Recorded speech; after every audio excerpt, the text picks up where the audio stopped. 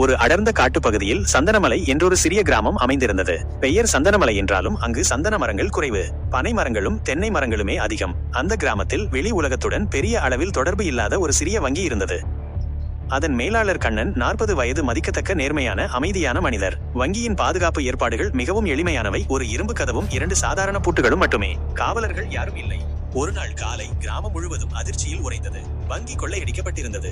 இரும்பு கதவு உடைக்கப்பட்டு உள்ளே இருந்த பணம், நகை அனைத்தும் காணாமல் போயிருந்தன. லாக்கரில் இருந்த பாதுகாப்பு பெட்டகமும் உடைக்கப்பட்டிருந்தது. தொலைபேசி வசதி இல்லாததால் அருகில் உள்ள நகரத்திற்கு சென்று காவல்துறைக்கு தகவல் தெரிவிக்கப்பட்டது. சில மணி நேரங்களுக்கு பிறகு கூர்மையான புத்தி கொண்ட ஆய்வாளர் சரவணன் தனது குழுவுடன் கிராமத்திற்கு வந்தார். சரவணன் முதலில் மேலாளர் கண்ணனிடம் விசாரணை நடத்தினார். நேற்றிரவு வழக்கம் போல் வங்கியை பூட்டிவிட்டு சென்றேன். இன்று காலை வந்து பார்த்தபோது கதவு உடைக்கப்பட்டிருந்தது என்றார் கண்ணன். வங்கியின் சாவி உங்களிடம் துணை மேலாளர் ஆனந்திடமும் இருந்தது என்றார் அவர். ஆனந்த் அன்று விடுப்பில் இருந்தார். அவரது மகனுக்கு உடல்நிலை சரியில்லை என்று கூறியிருந்தார். சரவணன் வங்கிக்குள் ஆய்வு செய்தார். தரையில் தெளிவற்ற கால் தடங்களும் உடைக்கப்பட்ட லாக்கரும் இருந்தன. லாக்கர் ஏதோ ஒரு கனமான இரும்பு ஆயுதத்தால் உடைக்கப்பட்டிருந்தது போல் தெரிந்தது. பின்னர் கிராம தலைவரிடம் விசாரித்தார். இரவு எதுவும் வித்தியாசமான சத்தம் கேட்கவில்லை என்றும் யாரையும் சந்தேகப்படவில்லை என்றும் பெரியவர் கூறினார். அடுத்ததாக சரவணன் ஆனந்தின் வீட்டிற்கு சென்றார். ஆனந்த் களைப்புடன் காணப்பட்டார். அவரது மகன் படுத்த படுக்கையாக இருந்தான். காய்ச்சல் ஐயா, நேற்றிரவு முழுவதும் சரியாக தூங்கவில்லை, அதான் இன்று விடுப்பு எடுத்தேன் என்றார் ஆனந்த். சரவணன் ஆனந்தின் கைகளை கவனித்தார். அவரது நகங்களின் இடுக்குகளில் ஏதோ களிமண் போல் ஒட்டி கொண்டிருந்தது. ஆனால் ஆனந்தின் முகத்தில் எந்த பதட்டமும் இல்லை. சரவணன் மீண்டும் வங்கிக்கு வந்தார். தரையில் கிடந்த கால் தடங்களை மீண்டும் கூர்ந்து பார்த்தபோது அவை 2 விதமான கால் தடங்கள் என்று தெரிந்தது. ஒன்று சாதாரண மனிதனின் கால் தடம், மற்றொன்று சக்கரத்தின் கால் தடம். சக்கரமா என்று யோசித்த சரவணனுக்கு இந்த கிராமத்தில் சைக்கிள் தவிர பெரிய வாகனங்கள் எதுவும் இல்லை என்பது நினைவுக்கு வந்தது. திடீரென அவருக்கு ஒரு யோசனை தோன்றியது. வங்கியின் பின்புறம் ஓடும் ஆற்றுக்கு சென்றார். அங்கே ஒரு சிறிய படகு நின்றிருந்தது.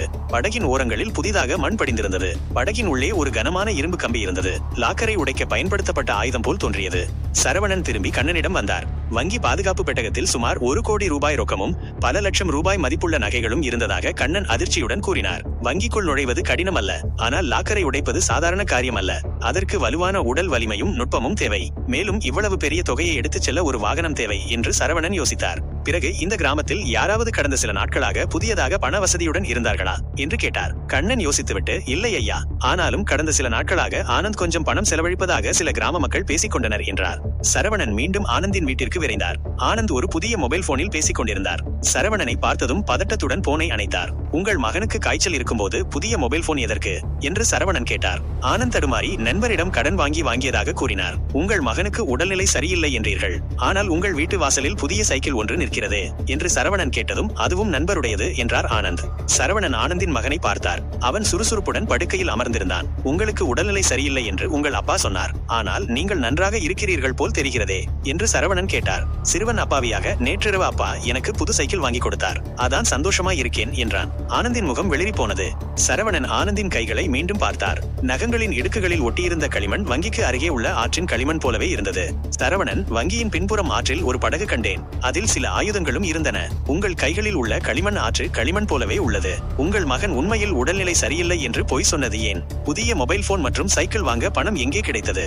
நீங்கள் இன்று விடுப்பு எடுத்தது கொள்ளைக்கு வசதியாக இருந்ததா என்று கேள்விகளை அடுக்கிக் கொண்டே போக ஆனந்த் நிலை குலைந்தார். அவருக்கு பதில் சொல்ல முடியவில்லை.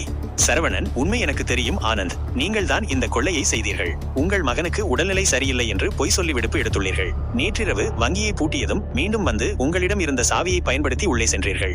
லாக்கரை உடைப்பதற்கு படகில் இருந்த இரும்பு கம்பியை பயன்படுத்தியுள்ளீர்கள். பணத்தையும் நகைகளையும் படகில் வைத்து ஆற்றின் வழியாக தப்பித்துள்ளீர்கள். பிறகு ஏதாவது ஒரு மறைவான இடத்தில் அவற்றை மறைத்து வைத்துவிட்டு இன்று காலை எதுவுமே நடக்காதது போல் வந்துள்ளீர்கள். உங்கள் கையில் உள்ள களிமண் நீங்கள் படகை தூக்கி நிறுத்திய போது படிந்தது என்றார். ஆனந்த் கண்ணீர் ததும்ப தான் செய்த குற்றத்தை ஒப்புக்கொண்டார். தனக்கு நிறைய கடன் இருந்ததாகவும் வேறு வழியின்றி இந்த காரியத்தை செய்ததாகவும் தன் மகன் நன்றாக இருக்க வேண்டும் என்பதற்காக இப்படி செய்ததாகவும் கதறினான். சரவணன் ஆனந்தை கை விலங்கிட்டு அவன் வீட்டிலிருந்து வெளியே கூட்டிக் கொண்டு வந்தான். அப்போது அவன் வீட்டின் அருகே ஒரு புதிய மரம் நடப்பட்டிருந்தது. சரவணன் ஆனந்திடம் இந்த மரம் எப்போது நடப்பட்டது என்று கேட்டான். ஆனந்த், இன்று காலைதான் நான் அதனை நட்டு வைத்தேன் என்று கூறினான். சரியாக அப்பொழுது ஆனந்தின் நண்பன் அங்கு வந்தான். ஆனந்தை பார்த்து, நேற்று நீ என்னிடம் பணம் வாங்கினாயே, உன் மகனுக்கு சைக்கிள் வாங்கி கொடுத்து விட்டாயா என்று கேட்டான். ஆனந்த் அவனை பார்த்து அப்படி கேட்க சரவணனுக்கு ஒரே குழப்பமாக இருந்தது. அப்போது சரவணனுக்கு ஒரு சந்தேகம் எழுந்தது. இவன் வங்கியை கொள்ளையடித்து இருக்க மாட்டான். அப்படி என்றால் எதற்கு குற்றத்தை ஒப்புக்கொண்டான்? அப்பொழுது என்ன காரணமாக இருக்கும் என்று யோசித்துக் கொண்டே ஆனந்தை கூட்டிக் கொண்டு சென்றான். ஆனந்த் செய்யாத தவறை ஏன் ஏற்றுக்கொள்ள வேண்டும்? காவல் நிலையத்தில் ஆனந்த் உட்கார்ந்திருந்தால் அதை பார்த்த வங்கி மேலாளர் அவனை பார்த்து சிரித்தார்.